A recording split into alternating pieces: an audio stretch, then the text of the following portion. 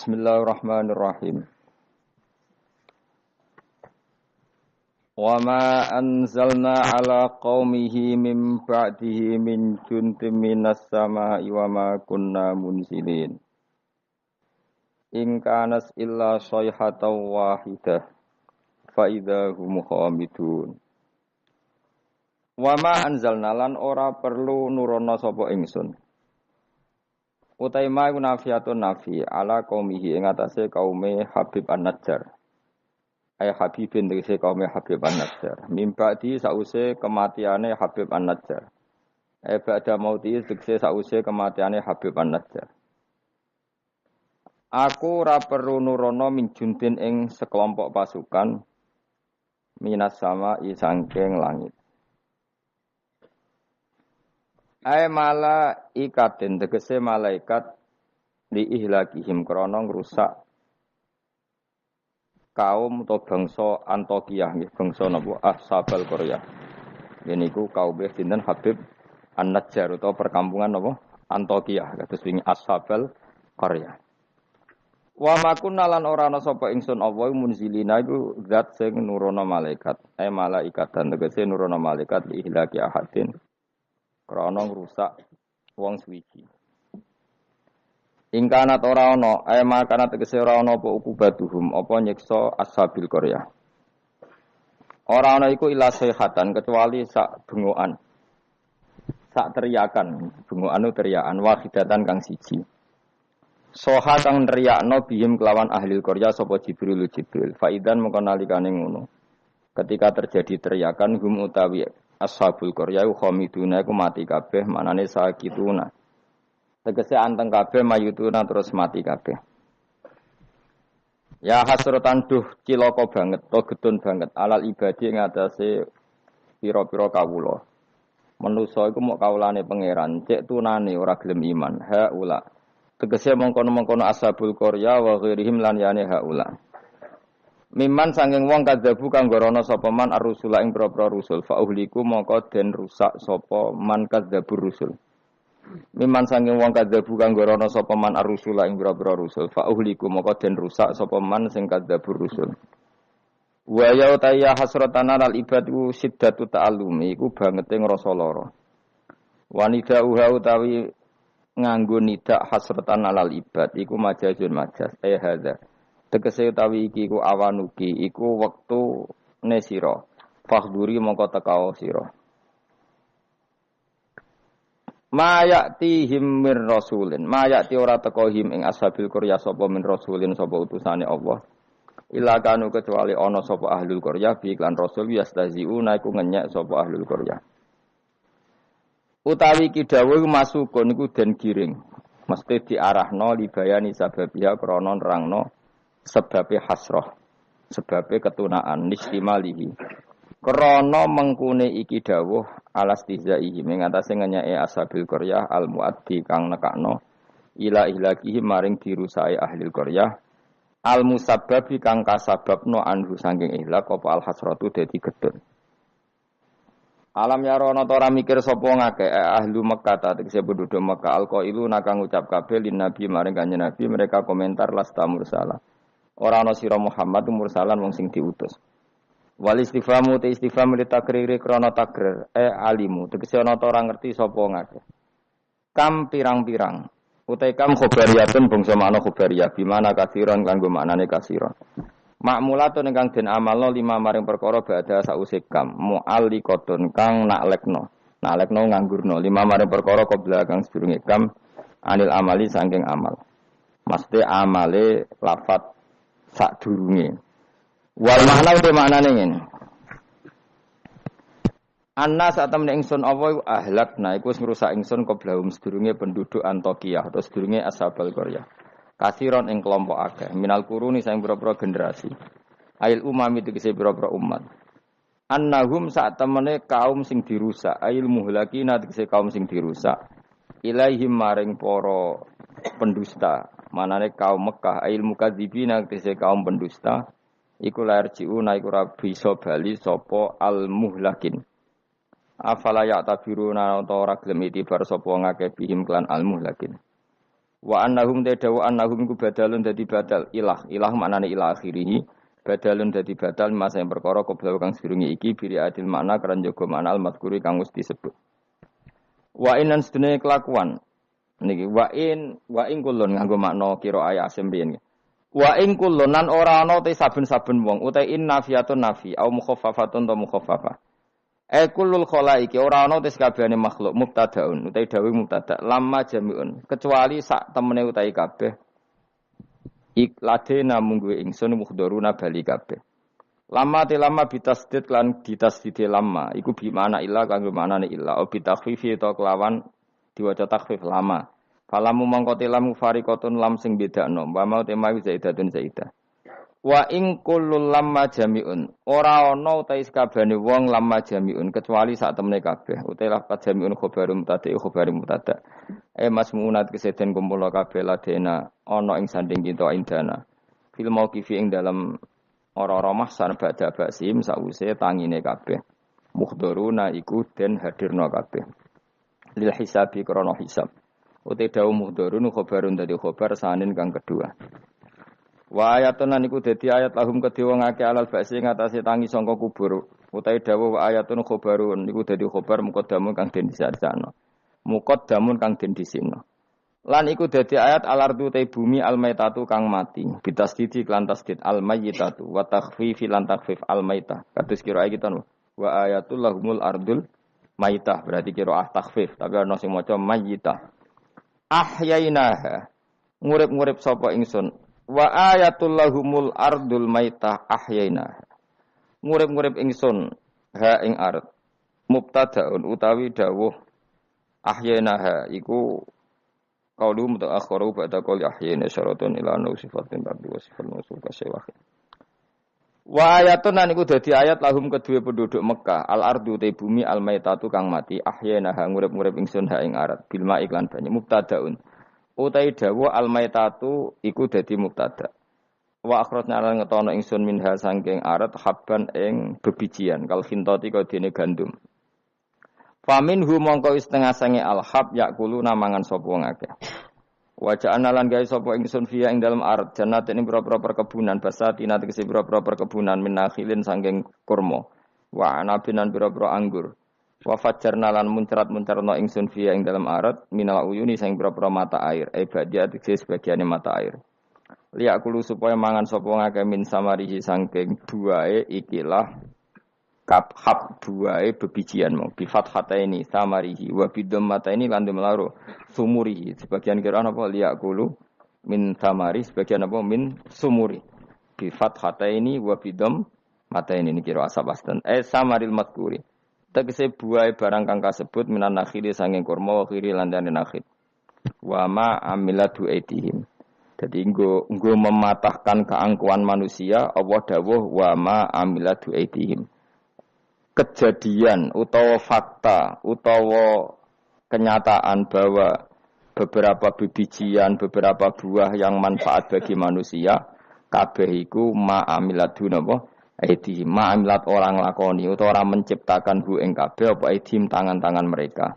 Lam ta'mal tegese ra iso gawe apa aidhim as-samara ing buah. Manusa mletene ngono butuh kangkung, butuh buah, butuh makanan, tapi kebutuhan mereka semua enggak ada yang mereka ciptakan sendiri, tapi kok melete.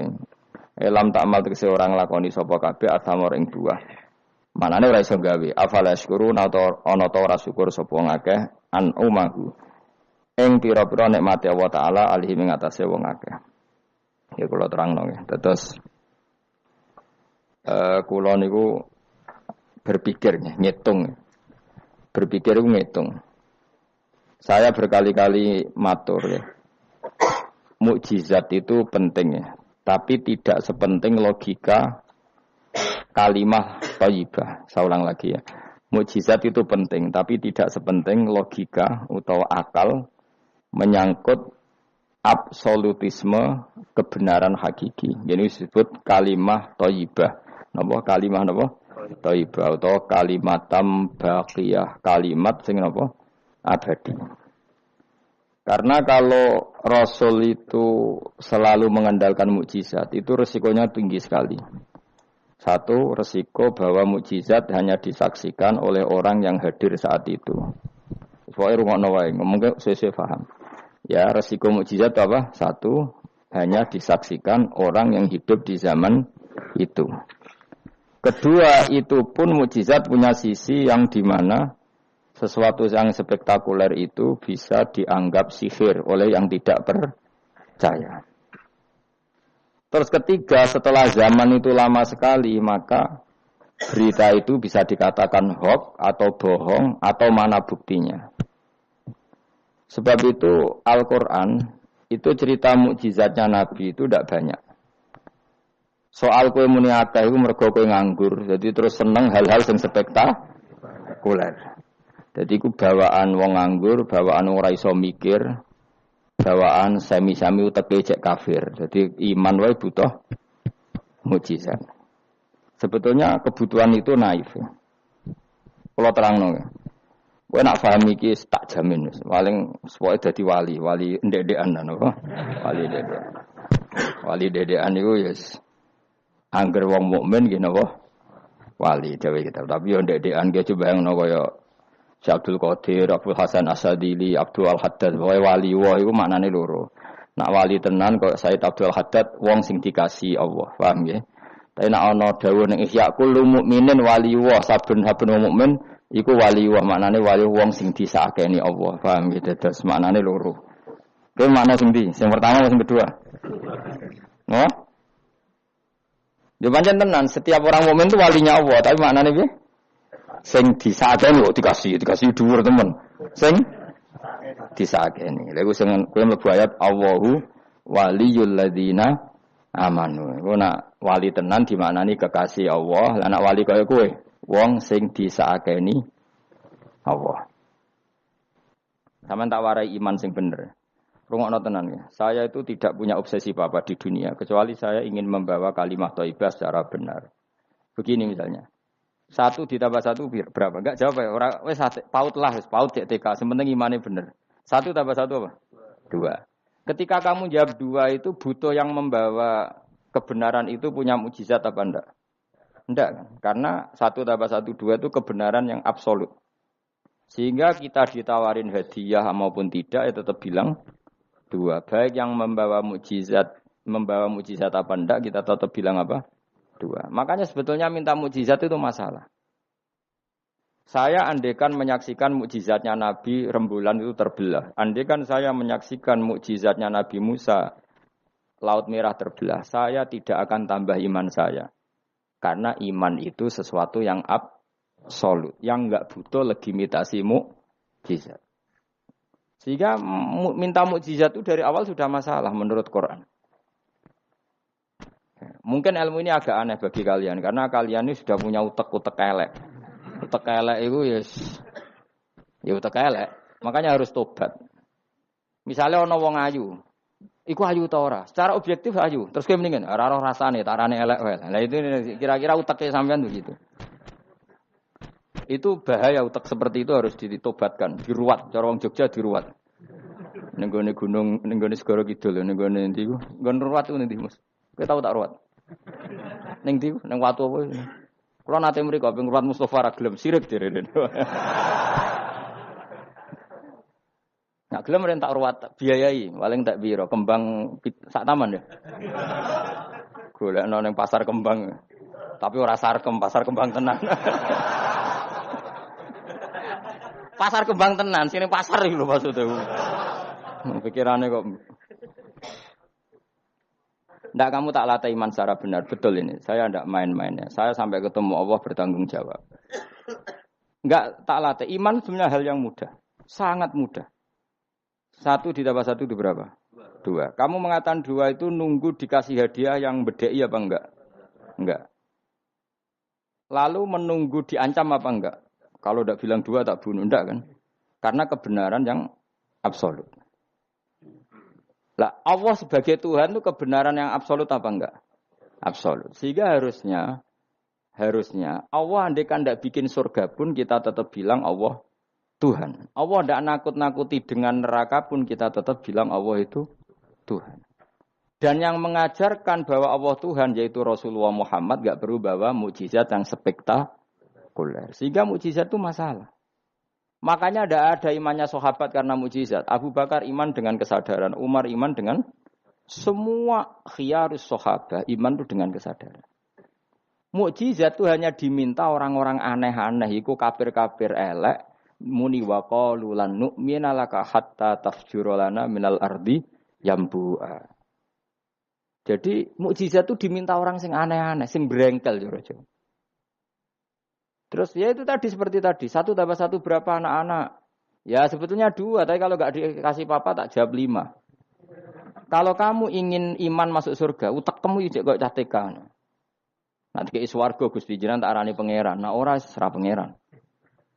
Maka ini absurd, suatu yang absurd, yang buruk sekali. Sehingga orang-orang soleh pun, soleh-soleh kayak kue ini kan soleh amatir. Orang-orang soleh amatir seperti ini itu masih nanti digojlok sama pangeran di mahsyar, ditanya begini sama Allah. Dan saya hafal hadis qudsinya. Ayo kamu ingin keluar dari Islam amatir apa tetap begini saja? Keluar. Nah, keluar kudu ngrungokno ngaji. Laulam akhluk jannatan wala naron. Ini kata Allah dalam hadis qudsi. Alam akun ahlan an uto'a. Saya masih hafal teksnya seperti itu. Kalau saja saya tidak menciptakan surga dan neraka, apa saya sebagai Tuhan itu gak layak kamu taati? Jadi ketika orang-orang soleh amatir kayak kue ning dunya sujud Gusti, darane aku pangeran, nggih Gusti. Opae napa? Swarga Gusti. Pas wis kowe pedi ape mlebu swarga pangeran takok, umpama aku ora gawe swarga, aku tetep arani pangeran ta ora? Terus kowe mulih Budi Gusti wong daran jenengan pangeran sing penting swargane, mboten jenengane pangeran. Oh neraka kowe. Karena kita bilang 1 ditambah 1 saja 2 tanpa presentasi yang membedai atau yang uji memberi hadiah atau tidak. Karena kita bilang 2 hanya butuh kewarasan, apa? Nak kowe waras darani. Maka orang-orang pilihan itu malu kalau minta surga. Karena Allah tetap Tuhan. Andikan enggak menciptakan surga maupun neraka. Makanya andikan saya tidak menciptakan surga dan neraka, apakah saya tetap tidak Tuhan? Tentu tetap sebagai Tuhan. Di sini dibutuhkan iman yang kuat sehingga kita ada amatiran seperti ini. Ngapalo Quran yang mergono bonus umroh. Itu apa-apaan. Seneng Quran kok ngenteni rangsangan bonus. Kuliah gratis. Untuk jalur khusus itu apa-apa. Kowe gedeng yo keliru. Wong Quran saiki berkah kok kowe gedeng. Tapi kayak setuju goblok tak jamin. Kowe milih ndi? Goblok apa hasud? Pilihane loro tok. Nak ra setuju hasud, setuju goblok. Ora terima goblok. Wong seneng Quran kok ngenteni rangsangan hadiah, seneng umroh. Quran itu kalamu kita, kalamu Robbi, ngendikane pangeran. Kok senenge ngenteni bonus ini apa-apa? Kampungan banget. Loh, kalau kamu seneng sesuatu coba sekarang, kamu mengatakan langit indah, itu kan objektif. Ya karena langit indah. Jangan sampai kita, HP ini penting enggak? Oh penting untuk komunikasi. Tapi kira awakmu, oh ora penting. Kacau kan kalau semua hukum digantungkan kepentingan pribadi. Quran itu kalamu selalu indah kapan saja. Meskipun kita tidak tahu untungnya apa kita senang Quran. Misalnya enggak tahu untungnya umroh apa enggak penting. Dari awal kita mencintai Quran karena itu kalamu Rabbi, apa? Ini kalamnya Tuhan saya mencintai dia. Saya mencintai Allah, maka yang berbau yang tentang Allah kita cintai. Tanpa presentasi dapat hadiah apa enggak, menghormat apa enggak. Saya sebagai orang alim juga gitu. Saya enggak peduli sampean hormat saya enggak peduli. Goblok kalau saya gitu. Segoblok-gobloknya. Saya orang alim diwajibkan mulang ya mulang. Dan saya mengharap ridhonya Allah. Terus gue ngaji, gue lihat ridhanya Allah, gue lihat itu selesai kan? Enggak ruwet. Ojo kok gue ngaji, aku ngaji Gus Ba nak sida alim. Nak alim ra ngaji malah ra bakal alim. Ngaji saja. Lah iso alim gak penting. Saya ulang lagi ya. Saya pernah matur ini bahkan di depan mas saya sarang. Sebab itu Nabi pernah ngendikan secara ekstrim dan ini ekstrim yang baik. Tapi jangan disalahpahami, sarang lang jangan disalahpahami. Nabi pernah ngendikan gini, mangqala la ilaha illallah dakhalal jannah. Terus ada sahabat tanya, wa in zana wa in saraka yarqal wa in zana wa in saraka. Siapapun yang meyakini la ilaha illallah maka dia suatu saat pasti masuk surga. Meskipun pernah zina, pernah maling. Iya, kata Nabi, meskipun pernah zina dan pernah maling.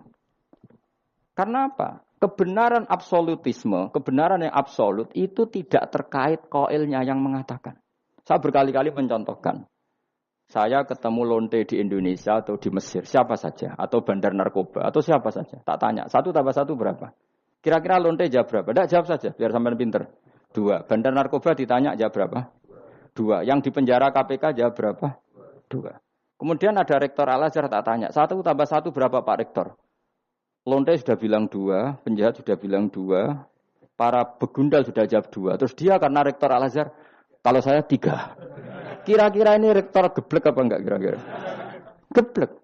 Kira-kira, tapi tentu itu tidak mungkin. Tetap dia pun jawab 2. Dia enggak peduli, wah saya rektor kok jawabannya sama dengan penjahat. Karena kebenaran absolutisme itu tidak pernah bergantung kamu rektor, apa kamu siapa saja. Paham ya? Sehingga dalam ikrar bahwa Allah Tuhan itu kita sama dengan lonte, dengan penjahat sama. Semuanya ikrar kalau Allah itu Tuhan. Karena kebenaran absolut tidak bergantung siapa saja. Makanya Nabi ngendikan wa in zana wa in saraka. Meskipun yang melafadzkan itu orang zina maupun maling. Karena tadi kebenaran absolut. Kira-kira lonte kamu tanya, Lombok pedes enggak? Dia kira-kira enggak, tak jawab yang lucu-lucu biar otak sampean tuh waras. Makanya dimulai dari hal yang gampang-gampang saja. Lonte ditanya, Lombok ini pedas apa manis? Pedas. Penjahat yang ditahan KPK, Pak Prabowo, Pak Jokowi. Jawabnya sama, jangan terus kubu sebelah jawab apa. Ya ada seperti ini. Karena kebenaran ini absolut. Yang di penjara KPK bilang Lombok itu pedas, yang penjara juga. Bukan kok gini, kata yang di penjara. Lombok apa? Kata ketua KPK apa? Pedas. Oh saya jawab manis. Saya akan dendam di penjara dia. Tidak bisa. Lah aku yang Mustafa agak senang. Tetap tak arani Lombok itu pedas. Misalnya loh, ya senang Mustafa tak bully terus. Misalnya aku rasa senang Mustafa. Terus dia ini jawab Lombok pedas. Apa saya terus muni manis? Hanya nuruti enggak? Senang. Itu hebatnya Rasulullah. Ketika ngendikan masalah la ilaha illallah wa in zana wa in saraka. Tapi orang salah paham terus katanya, wah ini Islam melegitimasi zina, diasem ngono, ora ono ngono iku. Tekem gitu. Maksudnya Nabi itu kebenaran absolut, itu enggak ada bedanya antara orang fasik dan orang soleh. Semuanya ikrar. Sekarang 1 ditambah 1, lonte ya bilang 2, pencopet ya bilang 2, pak polisi ya bilang 2, kubu sebelah ya bilang 2. Sekarang semua orang Islam sing fasik ya bilang Allah Tuhan, sing soleh bilang Allah Tuhan, semuanya sama. Maka orang fasik pun dalam Islam enggak boleh kamu keluarkan dari Islam karena sama-sama bersaksi asyhadu alla ilaha illallah wa asyhadu anna muhammadar rasulullah. Mulane ahli sunnah berpendapat, berkeyakinan orang Islam apapun maksiatnya tetap tidak bisa dikeluarkan dari Islam. Soal dosa ya dosa saja. Apa nak kowe terus dosa darani 1 tambah 1 5. Nak lonte muni 1 tambah 1 2 terus orang soleh aku tak bilang 3 biar tidak sama dengan lonte. Tidak bisa seperti itu. Maka harus dilatih terus kebenaran absolut. Maka saya bayangkan kalau saya ulang lagi, andai kan saya menyaksikan mukjizatnya Nabi memecah bulan, iman saya tidak tambah. Karena tanpa itu pun kadar kita imannya sudah full. Kenapa? Karena kebenaran Rasulullah sebagai Rasul adalah kebenaran yang absolut. Seperti saya meyakini 1 tambah 1 2. Dikasih hadiah 1 juta itu tidak nambahi iman saya kalau 1 tambah 1 2. Paham ya? Enggak tambah kan iman kamu. 1 tambah 1 2. Terus kamu dikasih hadiah 1 juta. Kepercayaan kamu bahwa 1 tambah 1 2 tambah apa enggak? Enggak kan? Karena kebenaran yang absolut. Nah itu yang dimaksud Sayyidina Ali ketika ngetikan lauku syifal ghata mastatu yaqinan. Umpama dunya iku aku wis mukasafah kabeh, imanku ora tambah. Ketika ditanya, apa Anda setelah di akhirat imannya tambah? Enggak, kata Sidina. Apapun iman saya tidak tambah. Maksudnya tidak tambah karena kebenaran absolut. Siapapun yang mukmin secara benar, itu imannya sudah 100%. Maka tidak akan tambah dengan hal-hal yang baru. Paham ya? Jelas? Kayak tadi, 1 tambah 1 kamu jawab berapa? 2. Itu kebenaran itu kamu imani kan sudah full 100. Kemudian yang bedai kamu, yang nguji kamu, sudah kamu tak kasih 1 miliar, sudah kamu tak kasih umroh. Iman kamu 1 tambah 1 2 tambah apa enggak? Enggak. Karena kebenaran absolut. Maka nanti setelah saya masuk surga tanya Allah, "Ha, imanem tambah ndak setelah saya melihat surga?" Ya tetap Gusti, tetap engkau sebagai Tuhan yang hakiki. Lah seneng tambah lah niku tambah mergo kelon mau cara keren ngene soal ta. Nggih, nak rugen kita koi. Imanem tambah gak gen, mbok jabe. Mboten Gusti. Nak seneng tambah ge tambah lah Gusti riyen elek sakniki ayu lah. Tapi ya urusan seneng mawon, tapi nak imannya enggak perlu tambah karena tadi Allah Tuhan itu kebenaran yang absolut. Jelas nggih? Jelas toh. Maka kebenaran yang absolut ini sebetulnya enggak perlu mukjizat. Maka mukjizat itu hanya diturunkan sesekali saja oleh Allah di semua nabi. Bahkan mukjizat sering menjadi problem karena tadi kalaupun diturunkan ada potensi dituduh sebagai sihir. Makanya Allah nanti ngendikan walau fatahna alaihim babam minas sama fadhallu fihi ya'rujun ya laqalu innama sukirat absaruna bal nahnu qaumum masurun. Muhammad nak kaum njaluk mukjizat ora usah turuti, umpama langit itu tak buka.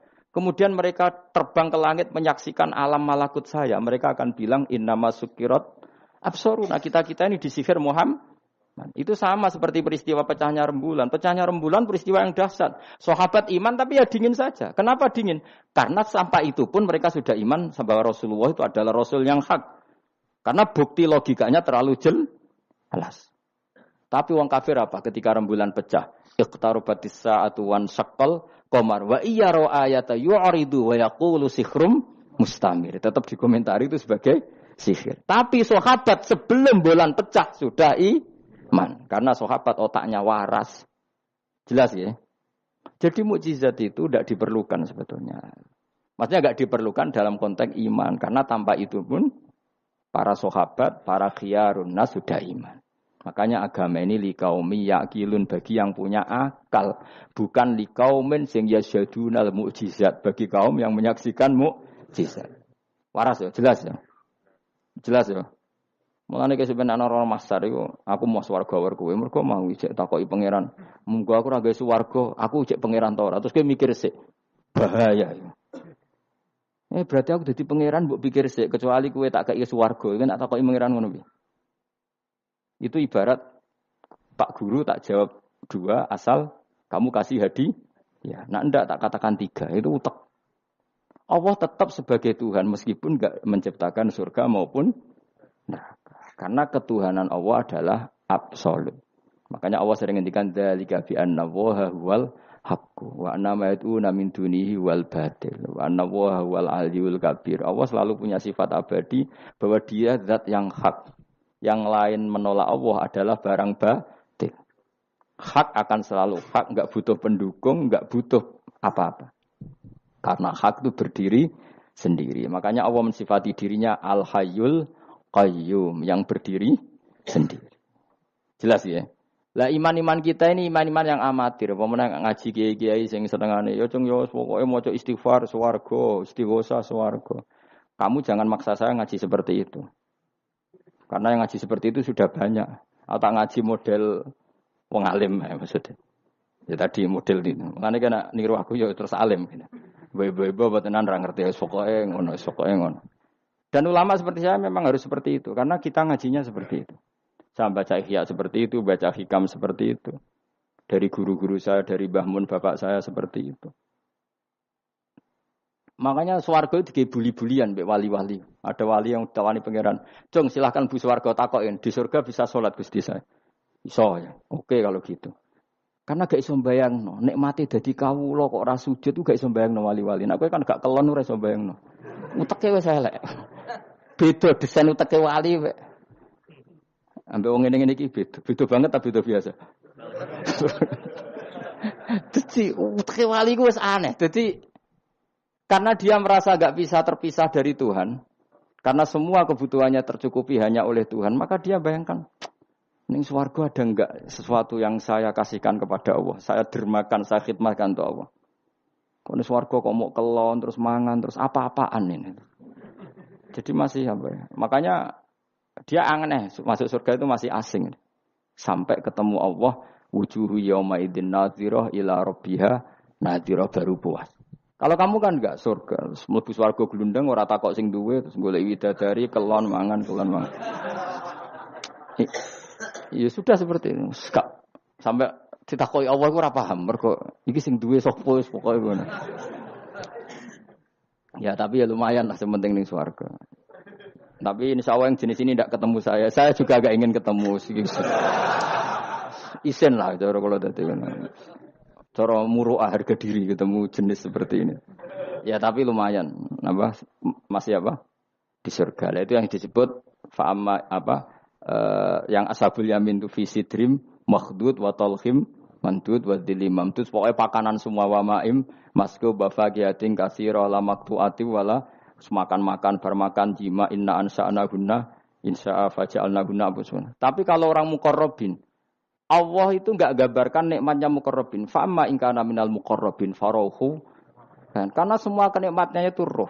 Roh itu mala enaroat wala uduna samiat wala khotor ala qalbi basar. Dia nikmati di surga karena al-muqarrab, dekat sekali dengan Allah. Makanya di kitab-kitab wali itu banyak. Abdul Qasim Al-Junaidi, Abu Yazid tanya sama Allah, ya Allah, kenapa saya tidak melihat umat saya? Padahal engkau berjanji umat saya yang mencintai saya masuk surga. Dijawab Allah, sebenarnya umat kamu di surga semua, tapi enggak ada yang ingin ketemu saya. Bareng didelok mau do kelon do wis to. Makanya kayaknya saya tidak ketemu sampean ini karena itu tadi itu. Jadi karena itu tadi orientasinya beda, Pak. Orientasinya. Tapi tetap swarga ya. Swarga. Mbahmu tapi milih. Kudu ngamal enak wis mbrono. Artinya sampean sepenting tak latih iman itu nganggo kalimah thayyibah. Iman itu kalimah thayyibah kira-kira logika yang terbangun secara benar. Sehingga dikalimatkan ya juga secara benar. Nah, disebut kalimatu haqqin 'alaiha nahya wa 'alaiha namut wa 'alaiha nub'astu wa biha nub'as. Kalimat yang memang kalimat yang absolut. Ya 1 ditambah 1 2 itu absolut. Ketuhanan Allah lebih dari itu. Sangat-sangat absolut. Maka kalimat ini pula yang kita berani hidup juga kita berani mati. Dan insya Allah dengan kalimat itu pula kita nub'ats insyaallahu minal aminin. Ora kok sithik-sithik kalimat amin swarga jalukamu mbahmu. Swarga ya jaluk kadang-kadang ae. Kula istighfar nggih jarang jaluk swarga. Ya kadang-kadang ae. Kita minta bahwa kalimat ini menjadi kalimat sing abadi. Sementing mati husnul khotimah dalam keadaan meyakini kalimat itu. Meskipun ya mau ke tetap walimu wali amatir mau. Gak apa-apa lah amatir lah nak wali. Ya tadi karena semua orang mukmin itu wali. Allahu waliyul ladzina aman. Engko nak wali tenan maknane waliyun kasihane pangeran. Nak ora wali tenan sing disakeni pangeran. Engko iso urip mergo disakeni napa? Ini penting saya utarakan. Sekarang tuh banyak orang yang enggak pernah ngaji khatam. Jadi senengane ku paket swarga. Al-hajjul mabrur laisa lahu jazaa'un illal jannah. Iku ngambil gaji si BRI, angger ono wayahe BRI, BNI ra, angger ben setor ning BRI al-hajjul mabrur la jazaa'un ilal. Kula nggih mun kaji tapi ra tau dalil iku. Sing ora kelar kaji kan ya sakake men. Kula beberapa kali ngelepas tiang haji. Sakniki do ora jarang njaluk kula, mergo do mangkel menawa. Mergo kula angger ngelepas wong kaji ngeten. Kula juga termasuk wong jujur. Jujur banget kula nak bab ilmu. Mungkin perilaku saya jujur sampean, nak ilmu jujur kula. Padahal wong mlebu swarga lewat amal, mbek ilmu cepet sing lewat ilmu.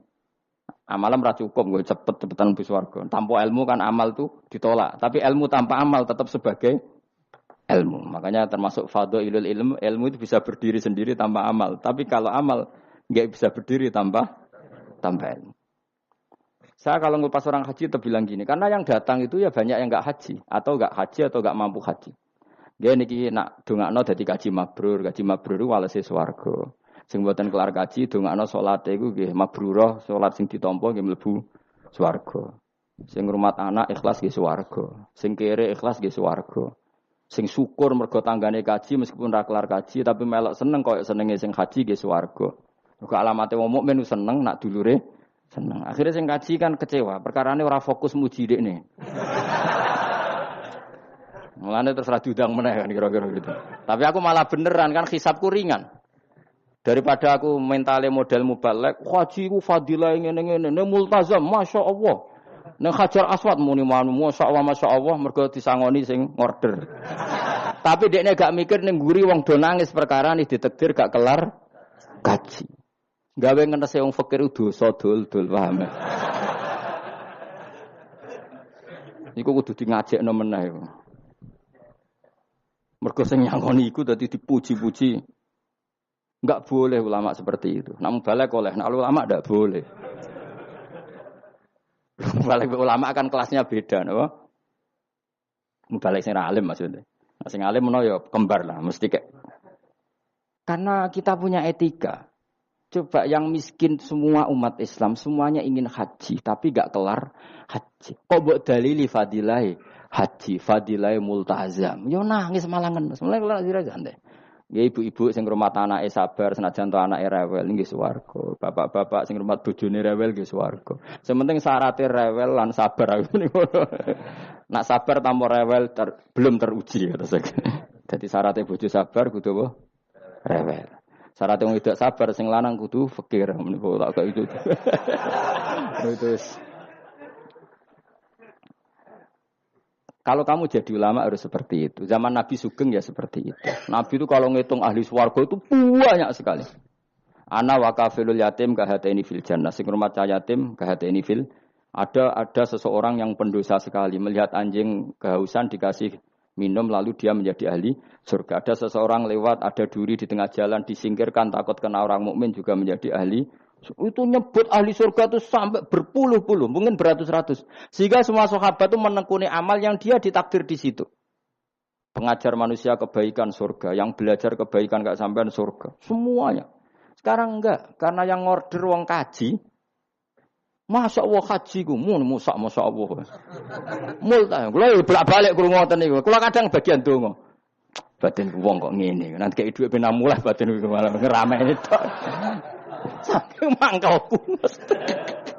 Tapi semenjak saya yang bagian ngisi seperti itu, saya ingin balik daerahku rawani kan. Bahaya wilayah Gus Bah akhirnya wilayah angker. Akhirnya nak ngelepas wong kaji ge dongakno kajine mabrur, sing mboten kaji ge mugi-mugi ibadah ditampa serawani ngomong liyane. Tak semprit kan agak ngono.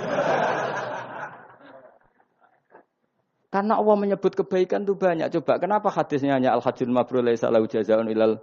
Memangnya tidak ada hadis ana wa kafilul yatim kahataini fil. Saya dan yang rumah yatim nanti berdekatan seperti ini sama-sama di surga. Itu lebih keren lagi, bukan sekedar masuk surga tapi berdekatan dengan Nabi. Kalau sekedar masuk surga bisa beda kelas. Kok kowe aku ana beda.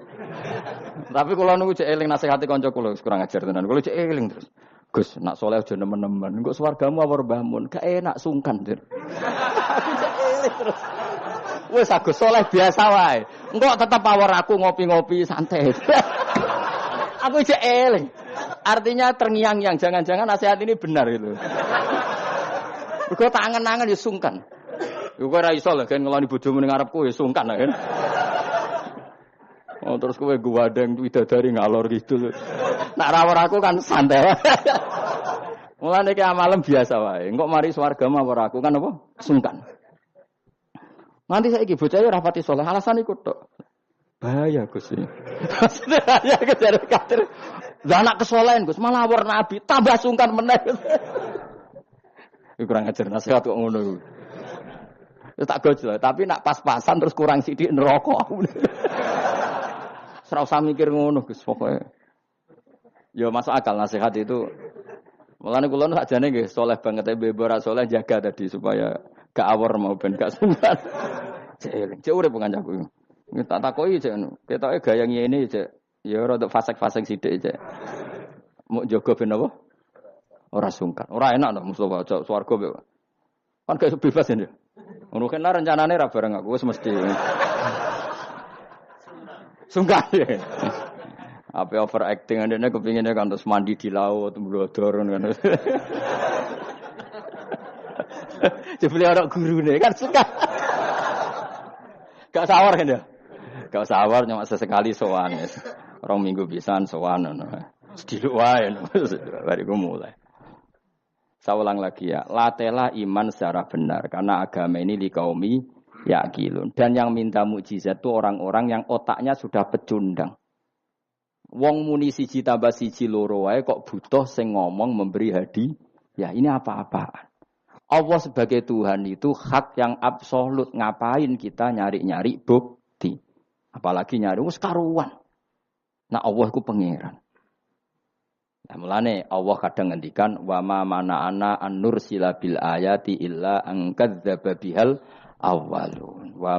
Wa ataina samudan naqata mubsiratan fadzalamu biha. Tidak ada yang menghalangi saya membuat mukjizat kecuali faktanya mukjizat sering didustakan orang-orang dulu. Wa atena samudan naqata mubsirah fadzalamu biha. Dulu kaum Samud minta mukjizat unta keluar dari batu. Setelah saya turuti, nyatanya mereka tetap kafir. Makanya kita melatih iman itu dengan logika yang sehat. Iku liqaumi yaqilun liqaumi yatafakkarun. Caranya gitu tadi dilatih mulai hal-hal kecil.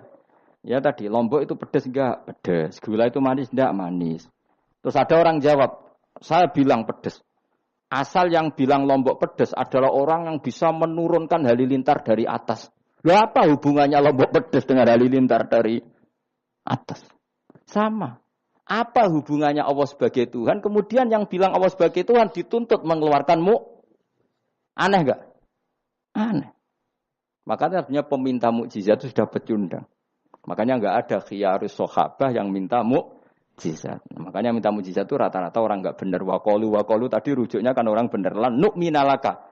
Saya tidak akan iman kamu Muhammad hatta tafjura lana minal ardi yambu'a. Saat terusé au takuna laka jannatu min akhil wa inabin fatufajjiral anhara khilalaha tafjira au yakuna laka baytun min zukhrufin au tarqafis. Sama yang ngomong ini orang benar apa orang enggak benar? Orang enggak benar. Ya jelas ya, clear ya. Jadi kita iman ya iman saja. Nikmati wis ngandel kula. Jenengan nak sujud nikmati matur nuwun Gusti jenengan nekdir kula sujud sehingga saya sah sebagai hamba jenengan. Kowe nek ape mati nikmati wae. Gusti kula wangsul teng jenengan zaman teng donya ya sing ngurusi jenengan, mengke setelah mati ya sing ngurusi jenengan. Zaman saya hidup ya enggak tahu cara ngurusi diri saya sendiri. Ketika saya hidup juga kita enggak pernah tahu bagaimana jantung bekerja, paru-paru bekerja, yang ngelola ruh ya enggak tahu. Zaman kita hidup yang jenengan kelola, setelah mati yang jenengan kelola. Sama saja Gusti, jeneng inna sholati wa nusuki wa mahyaya wa mamati sakabeh rabbil alamin. Itu bagus. Terus mati anak-anak eling yo nangis, bojomu yo sing nangis sak kadare ya sudah selesai. Nak kowe tangisan Cina, nak disiksa mungkar nakir. Tapi nak kowe wong soleh tenan wali kan ketemu mungkar nakir damai, pengalaman baru. Terus dites mungkar nakir lulus, kumplot. Wah kan keren.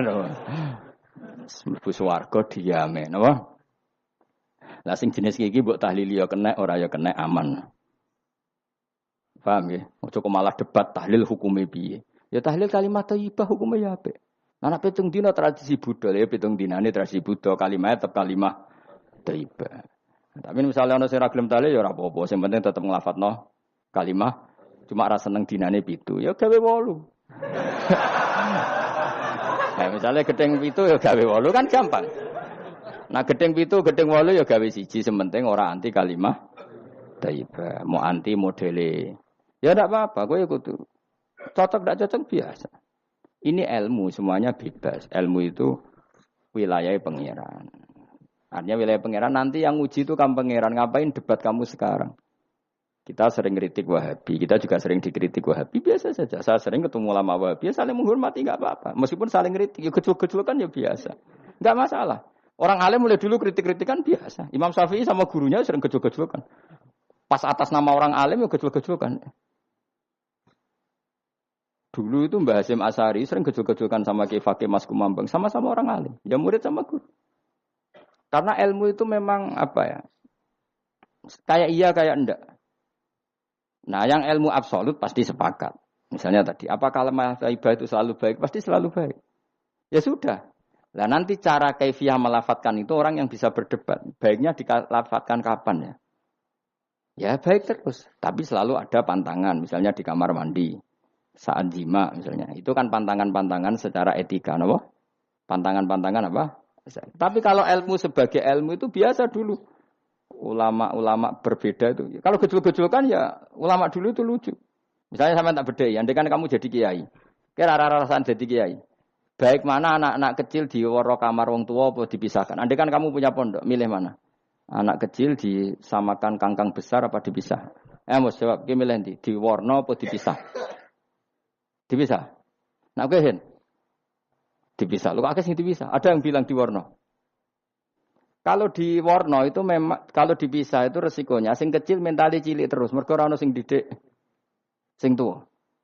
Nak diwarna kadang sing cilik, sing tuwek kan suwaya rabi men bakas rabi, cilik katut bakas rabi bahaya. Utawa sebalike sing cilik melok main game, sing tuwek melok main game mergo katut cah cilik. Lha iku jenenge istihad, sama-sama apa? Sama-sama apa? Mungkin. Sehingga dulu itu pernah ada wali itu karena sholat jamaah itu di shaf akhir. Yang shaf awal wali karena sering shaf awal, yang shaf akhir ya ada yang jadi wali. Yang shaf awal enggak terima. Kenapa kamu jadi wali padahal kalau sholat di shaf akhir? Jawabnya, saya itu malu sama Allah. Kok kepedean betul kok di depan.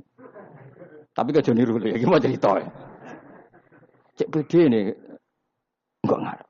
Karena dia di belakang motifnya itu tidak males. Tapi motifnya itu apa? Tawadhu atau malu. Dia jadi wali. Nah aku kan mergo males panjen. Atau moh roh imame tadi. Iku sing mari ra wali-wali. Sing kok ngarep kadang ambisi ngimami padha dene malah repot meneh. Jadi dulu ilmu itu biasa. Orang Maliki itu nak gojlok orang Hanafi itu ya entek ngame. Orang Hanafi kalau gojlok Imam Malik itu ya entek ngame. Ya biasa dulu itu ilmu. Ya biasa. Misalnya gini sampean tak bedhei. Ndak jawab saja jujur. Rasulullah itu puasa Senin Kamis selalu apa kadang-kadang dalam semua riwayat. Kadang-kadang. Sesuatu yang kadang-kadang dilakukan Rasulullah itu akan sunat terus apa sunatnya juga kadang-kadang. Ayo jawab saja. Wah, akeh sing sarap ya. Rasulullah itu puasa Senin Kamis itu kadang-kadang apa terus? Kadang-kadang. Ini sudah masih benar. Sesuatu yang pernah dilakukan Nabi kadang-kadang itu menjadi sunat terus apa sunatnya juga kadang-kadang terus. Nah sekarang sebetulnya hadis kunut itu semuanya sepakat. Rasulullah kunut itu ya ahyanan kadang-kadang. Nah sesuatu yang pernah dilakukan Nabi kadang-kadang itu akan menjadi sunat terus ila yaumil. Maka Imam Syafi'i milih kunut terus. Abu Hanifah enggak. Bahaya kalau sunat kok dilakukan terus. Nanti dikira wajib. Sehingga Abu Hanifah tidak kunut. Dan itu ya biasa ketemu Imam Syafi'i kalau sholat di masjid Abu Hanifah itu tidak kunut. Ketika ditanya ikroman di hadal madhab, saya menghormati madhab. Orang Hanafi kalau main ke rumahnya Imam Syafi'i ya kunut ya biasa dulu. Sekarang kunut dan kunut jadi politik identitas. Ini kunut sebelah ini mesti yang tidak kunut sebelah yang dulu itu enggak. Saya sampai sekarang enggak pernah tahu kunut itu tradisi ormas mana. Sampai sekarang enggak ada tahu. Karena saya orang alim tahunya kunut madhab Syafi'i enggak kunut madhab Hanafi. Dan itu sebelum tahun 12 dan 26 mazhab itu. Sudah tahu toh maknanya? Mazhab itu sebelum tahun 12 dan tahun 26. Jelas? Kok ora paham, Mus? Jadi dulu lama ya biasa perdebatannya gitu. Apakah sesuatu yang pernah dilakukan Nabi secara ahyanan itu sunat terus apa sunatnya juga ahyanan sekali tempo. Jawabannya apa? Terus. Tapi kalau terus bahaya nanti yang sunat dikira wajib. Nah, yang berpikir gitu Abu Hanifah, yang berpikir terus Imam Syafi'i. Ya sudah akhirnya jadi seperti ini. Dulu itu enggak jadi politik identitas, saling menghormati. Imam Syafi'i itu Abu Hanifah sudah kabundut. Pernah sholat di masjid Abu Hanifah enggak kunut. Ketika ditanya ikroman li hadzal madhab, saya menghormati madhab ini. Entah angen-angen nak kunut terus enggak dikira wajib. Orang-orang Hanafi kalau ke rumahnya Imam Syafi'i di komunitasnya juga kunut. Ya sudah biasa dulu seperti itu. Makanya kita ini harus ngaji. Dulu itu biasa ulama gejol-gejolkan perkara madzhab kayak yang saya contohkan tadi. Orang yang membatalkan puasa lewat jima itu kan sanksinya berat. Sanksi ini karena jima apa karena hadku hormati Ramadan bihuri usrin syar'iyyin merusak kehormatan Ramadan tanpa uzur syarak. Cara Imam Malik karena merusak Ramadan tanpa uzur syarak sehingga gak jima pun hukumnya sama. Yaitu misalnya makan tanpa uzur ya hukumnya sama. Kenapa sama? Jima istri hukumnya apa? Halal apa haram? Halal. Makan halal. Maka kalau itu kamu lakukan fina hari Ramadan, siang-siang Ramadan tanpa uzur syara, maka sanksinya sama-sama berat karena dianggap melecehkan kehormatan Ramadan. Cara Imam Syafi'i enggak, jima sama makan mulai dulu beda. Kamu makan wajib mandi enggak? Enggak, kalau jima wajib. Kan beda. Ya beda itu enggak sama. Ya sudah, Imam Syafi'i memberi sanksi berat untuk jima, untuk makan tidak. Wong padha pintere kan yo penak. Penak kan? Sing ora penak iku padha gobloke, padha sok pintere. Lah iku debate ra barbar iku. Padha gobloke, nak debat padha sok pintere. Wis naudzubillah min dzalik. Kulo nek debate wong malah kudu guyu. Malah melok goblok, ngrungokno tok iku malah melok goblok. Wong debat agama kok gak ono referensi, ra ono kitabe. Amen muni menurut saya. Memangnya Anda penting dalam wali ora, ulama ora kok debat agama muni menurut. Memangnya Anda mujtahid? Kudune gak menurut kitab yang saya baca dalam mazhab Syafi'i kitabnya ini begini. Sing sitok bantah dalam mazhab Maliki kitabnya ini. Wah itu keren. Aku teko ning majelis e. Debat menurut saya. Emangnya Anda siapa? Nabi ndak, wali ndak, ulama ndak? Kok mau agama menurut Anda? Wis wargane ora mesti kok ape. Makanya dibiasakan pakai referensi, pakai sanad. Agama ini butuh sanad. Inna hadzal ilma dinun fanzuru amman ta'khuduna dinakum. Lihat di muqaddimah Sahih Muslim. Agama ini ilmu, ilmu ini agama. Maka lihatlah ilmu itu kamu ambil dari mana? Karena tanpa sanad ini bahaya. Bahayanya tadi, misalnya begini. Ada orang alim soleh berteman orang kafir. Atau berteman orang fasik. Atau berteman perempuan cantik. Dia alim loh, alim soleh seolah lagi. Ada orang alim soleh berteman perempuan cantik. Atau orang fasik atau orang kafir. Pasti di hatinya satu. Wong ayu nak dikancani wong fasik. Engkau malah melakukan hal-hal yang tidak terpuji. Nak dikancani wong alim, syaratnya soleh, saya ulang lagi, dibina, dijak ngaji, diarahkan yang benar, terus dinikahkan sama orang soleh. Ternyata pertemanannya hanya proses ngantar wong ayu tadi baik dan bernikah sama orang soleh. Berteman orang kafir ya dia mengajarkan hujah-hujah argumentasi Islam. Jika suatu saat berharap menjadi Islam. Tapi orang liberal melihat itu bukti bahwa agama itu bebas. Wong alim nyatane kancanan wong ayu, wong kafir, gak masalah. Itu pilihan mbahmu. Ini beda sama-sama cara zahir kancanan orang fasik, tapi asal orang soleh itu motifnya itu beda. Saya misalnya orang kaya, ada ulama kaya, itu senengannya blonjo, sampai bojone itu marah-marah. Saking parahnya ulama ini kebetulan keluarga saya, ini anaknya mulai itu anaknya kon golek utangan. Padahal nilai anaknya pertama berangkat dari rumah itu bawa uang, mau ngirimi anaknya di sarang. Itu orang Jawa Timur, kiai alim. Roh bakul kacang ning bis gak mentolo ditukoni. Roh bakul mainan saake wong tuwek wadon ditukoni. Walhasil nduk sarangku duwe entek. Tapi gowo mainan, gowo kacang putu-putu. Saake jare. Sama-sama belanja. Dekne niate nyebar rahmate Allah. Yo saya pernah ngalami itu meskipun di ada skala yang ekstrim itu. Saya sampai sekarang anak saya mulai TK, SD tak sangoni terus. Kadang beli jajan yang dia sama sekali gak doyan. Dulu ibunya yang marah sebelum ora dipangan kok dituku Gus. Ya masih ora dipangan bakule tetap seneng. Butuhe bakule iku payu ora kok dipangan ta ora. Tapi utek-utek medhit ngene kan pikirane kan. Nek ora dipangan aja tuku ya sakake bakule ndonga supaya laris. Lah duit 5.000 bagi kita kan ndak penting wis ben entek. Ben manfaati bakul-bakul. Karena orang kadang dikasih itu malu loh karena ndak diharga diri. Tapi kalau liwat jual beli kan seneng. Ya banyak ulama yang gitu boros tapi niatnya menyebar roh. Asal orang soleh itu baik-baik saja. Orang soleh melete. Wah duitku akeh ke tenang wae. Cara zahir melete. Ternyata ngenakno sing dikai ben ora perasaan. Nah misalnya wong soleh terus sopan. Duitku pas-pasan tak pangan sesuk wae ora ono. Sing dikai ya sungkan le dul-dul. Maka wong soleh kudu melete ben sing dikai ora sungkan. Bareng ngekek dhuwit wong 100.000. Lah iki lanjiran dhuwit akeh ora iso tak hitung ning omah. Ijek karungan. Lah kok karungan piye? Dhuwit 1.000 kerja kok karung gak sak. Butuh wae ngenakno sing digawe apa? Ngenakno sing digawe. Asal wong soleh, dekne ngomong gitu itu niatnya juga Soleh. Tapi nak wong ra soleh, pancen mlete tenan. Bolak-balik wong ra soleh iku masalah. Makanya kancani wong soleh. Mergo wong soleh itu orang yang luar biasa. Kanjeng Nabi ku nak daharu sering ning jaba. Ya biasa. Ketok wong akeh. Karena Nabi gak ada kepentingan beliau jadi Nabi setelah Nabi Isa alaihi salam yang saking sakralnya, saking priainya malah kebablasan dianggap sebagai anak Tuhan. Maka Nabi ngetokno kemanusiaan. Bahkan kalau dahar itu sering di luar. Gue ngetokno nak Nabi itu dahar sebagai umumnya kayak apa orang soleh. Lho kula nate berusaha khusyuk iku meneng. Malah ngipi kuwi elek. Mergo aku ora meneng wae wibawa, nak meneng malah buyute wibawa. Akhire wong rawani takok agama. Nak ana ora takok agama terus takok wong liya, takok rugen malah ra karu-karuan. Tapi baru kayak aku sering guyon gejlokan orang berani tanya.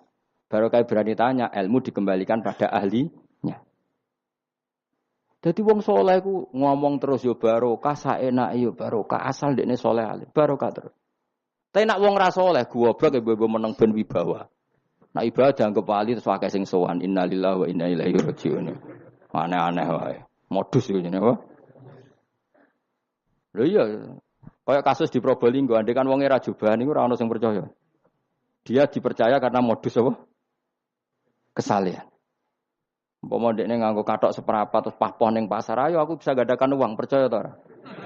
Baru kayak jubahan ibu-ibu soleh. Maka sarana kesalehan ini kalau di mata orang enggak soleh, di tangan orang enggak soleh itu bahaya.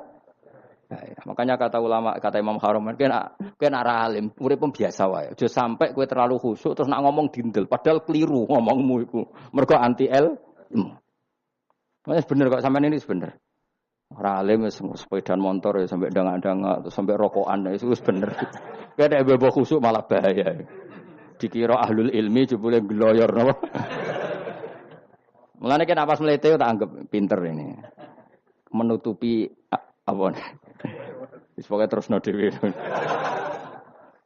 Jadi itu ada aturannya. Pokoknya yang penting itu soleh alim. Makanya saya berkali-kali cerita, saya punya sanad sampai Sufyan bin Uyainah, itu termasuk gurunya Imam Syafi'i. Ya gurunya Imam Syafi'i itu yang paling masyhur itu Muslim bin Khalid Az-Zanji ketika kecil. Beliau diajari sufi oleh Sufyan bin Uyainah. Kemudian ngaji hadis sama Imam Malik. Cuma di Indonesia yang terkenal beliau hanya muridnya siapa? Imam Malik. Sebenarnya dia ngaji lama itu malah sama Sufyan bin Uyainah. Sufyan bin Uyainah ini yang punya riwayat bahwa Nabi Isa dan Nabi Yahya pernah bertemu. Ketika bertemu di satu kampung, sing Nabi Isa tanya, "Aina sirarun nas?" Lalu rumahnya orang-orang fasik di mana? Sing Nabi Yahya selalu tanya, "Aina khiyarun nas?" Lalu rumahnya orang-orang baik di mana? Ini sama-sama Nabi dan sama-sama muda. Kita tahu Nabi Isa juga wa atainaul hukma napa? Sobiyah. Nabi Yahya ya Yahya khudil kitab bi quwwah wa atainaul hukma sobiyah. Nabi Yahya juga mulai cilik alim. Nabi Isa juga mulai cilik alim. Wa yukallimun nasa fil mahdi wa kahla. Ini sama-sama orang alim mulai kecil, hanya dua itu, Yahya dan siapa? Isa. Itu sezaman. Saya ulang lagi sezaman. Sama-sama anaknya orang keren. Yahya bin Zakaria, anaknya Nabi. Isa bin Maryam adalah wali besar. Nasabnya. Akhirnya Nabi Isa yang mulai tanya, "Limada tas'al aina khiyarun nas?" Kenapa kamu tanya rumahnya orang-orang baik di mana? Kata Nabi Yahya, kumpul orang soleh itu enak, nyaman. Ya kan nyaman kan kumpul orang soleh, tidak ada narkoba, tidak ada kegaduhan, tidak ada berisik. Terus gantian Nabi Yahya tanya, "Limada tas'al aina sirarun nas?" Lalu kenapa Anda tanya di mana rumahnya orang-orang buruk?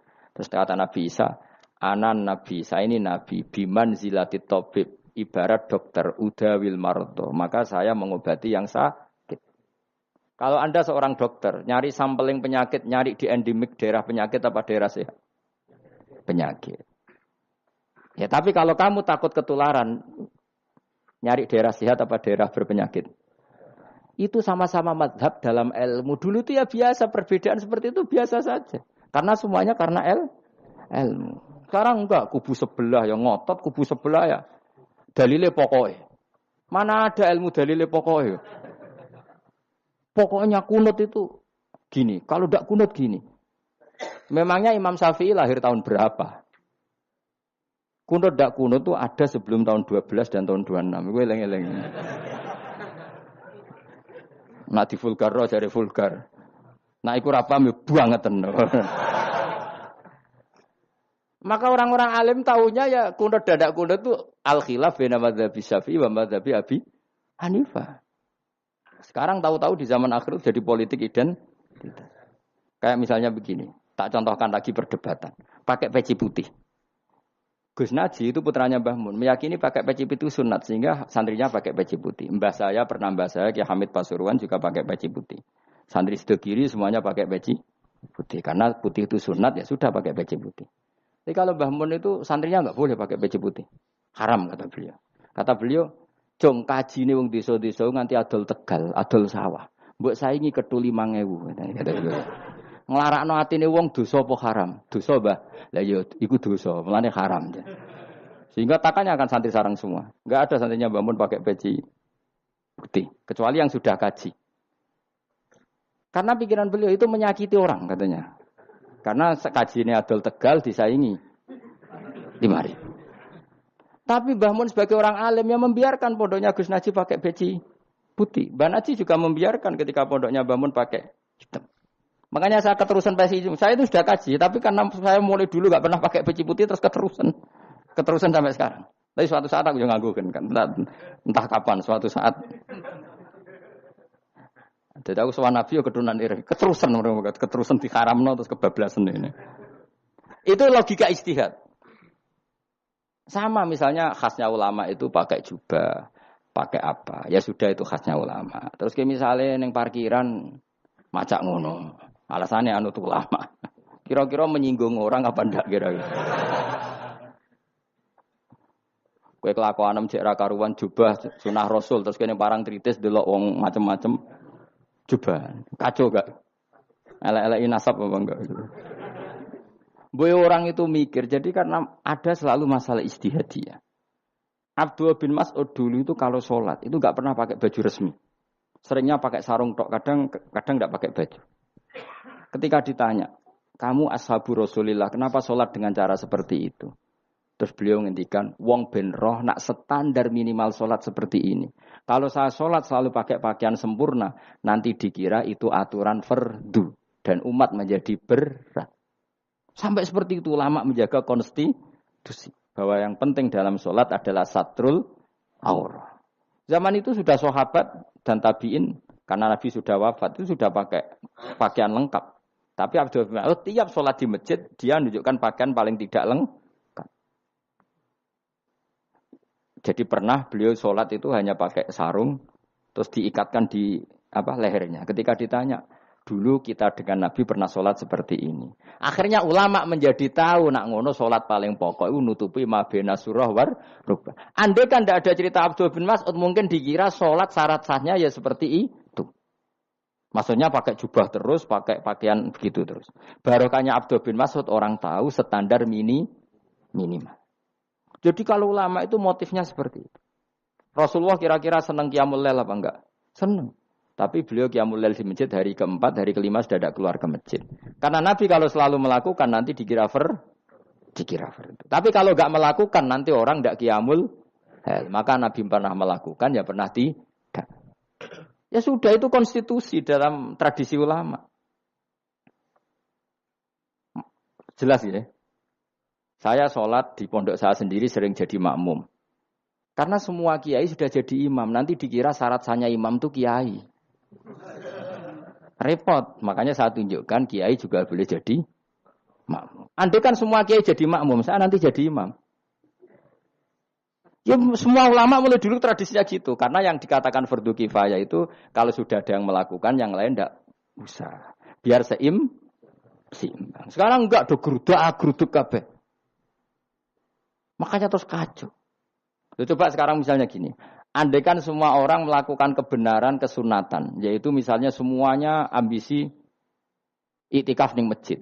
Terus tidak ada orang melakukan kebenaran ngrumat yatim, ngrumat jenazah, ngrumat jalan-jalan raya. Kan kacau. Mergo semuanya satu variasi kebenaran iktikaf ning masjid.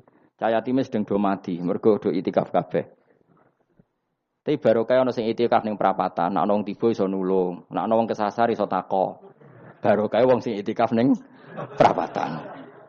Sayange terus widok-widok barang ku sayange. Sakjane niat itikaf ku sah.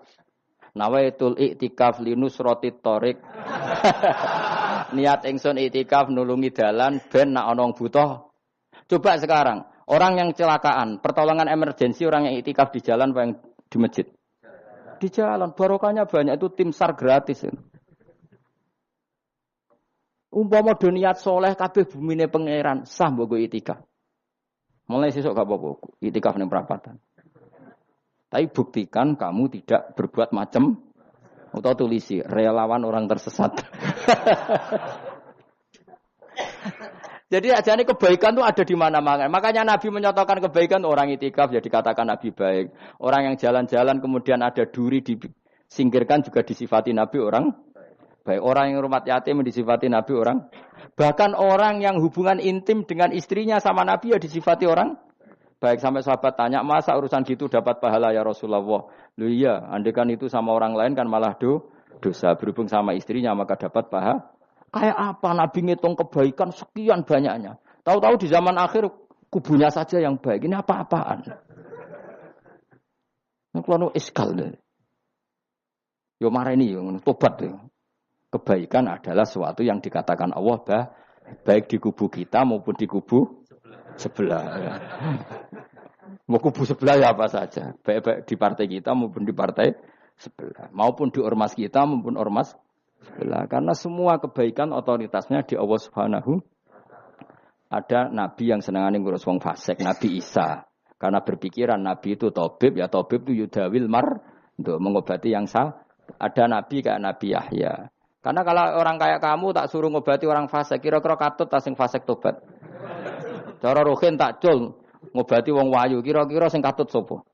Sing ayu dadi ngaji apa sing ngaji dadi ya ukur dhewe, nek ora kuat niru Nabi Yahya, nek kuat niru Nabi Isa. Tapi kowe ora nabi masalah. Ya sudah, yang penting roh ilmunya bahwa dulu itu biasa. Paham ya? Makanya Sayyidina Abu Bakar jadi wali karena akhlaknya baik. Tapi akhlak baik itu tidak cukup untuk melindungi Rasulullah. Karena ketika Nabi diteror, Abu Bakar tidak bisa berbuat banyak. Sehingga ketika Abu Bakar sudah Islam, Nabi itu masih sembunyi. Sampai ketika lihat Umar gelut di pasar Ukad, dia petarung yang menangan, Nabi berdoa, Allahumma aizal Islam bi Umar. Semoga orang seperti ini itu masuk Islam. Karena ini rapati butuh sopan, ini butuh petarung. Tenan, Umar masuk Islam. Masuk Islam hari pertama sudah Abu Jahal ditotok rumahnya. Kamu lo ganggu Rasulullah Muhammad tak bunuh kamu. Semua orang diparani. Akhirnya bersamaan dengan itu ada khitab fasda bima tu'mar. Akhirnya Nabi berani dakwah secara ala niatan. Barokahnya mantan preman. Jadi kebutuhan Islam banyak. Butuh orang sopan, butuh petarung, butuh macam-macam. Butuh wong lomo, butuh wong fikih sabar iku sakeh, ora usah ditambahi niku. Karena jumlahnya sudah overload yang fikir itu. Itu rasa diproduk sudah masif lah, sudah. Dadi ora kok kula gedhe wong fikir, maksudnya jumlahnya sudah banyak. Jadi itu kayak apa kearifan Rasulullah? Makanya Abu Bakar pertama jadi khalifah. Ketika beliau mau wafat, itu nunjuk Umar jadi khalifah coba. Padahal beliau wataknya lemah tapi menunjuk orang yang sangat kasar, yaitu Sayyidina. Karena beliau insaf, tidak semua kebaikan terwakili oleh orang berakhlak. Kadang kebaikan terwakili orang yang tegas. Kayak Sayyidina. Kayak apa insafnya para sahabat? Iya toh, kalau di internal akhlak itu baik. Tapi kalau di eksternal ngadepi orang nakal, yang baik itu orang tegas. Coba misalnya ada preman di perapatan. Mau ganggu kiai, itu di santri sopan mau diluk. Pusing kan? Tidak di semua antri kayak Rogen mantan preman. Ayo gelut. Oh, mati ora ninggal popo.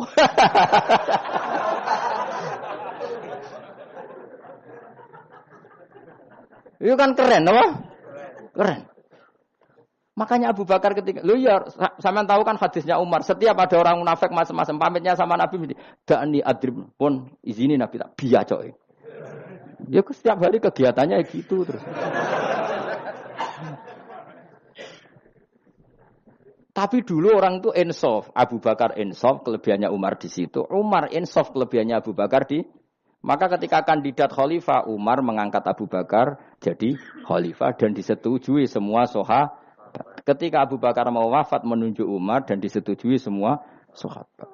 Orang kok Abu Bakar pepe wong alus, golek sing sejenis aku ndak. Karena dulu semua orang itu pakai insaf, pakai kesadaran sing super tinggi, tidak nuruti nafsu. Saya andekan ada orang alim sekelas saya kok mau ganti tafsir Jalalain, ganti Gus Fikih yang mendesak fikih. Terus dia alim enggak masalah ya. Salahnya dia alim keramat.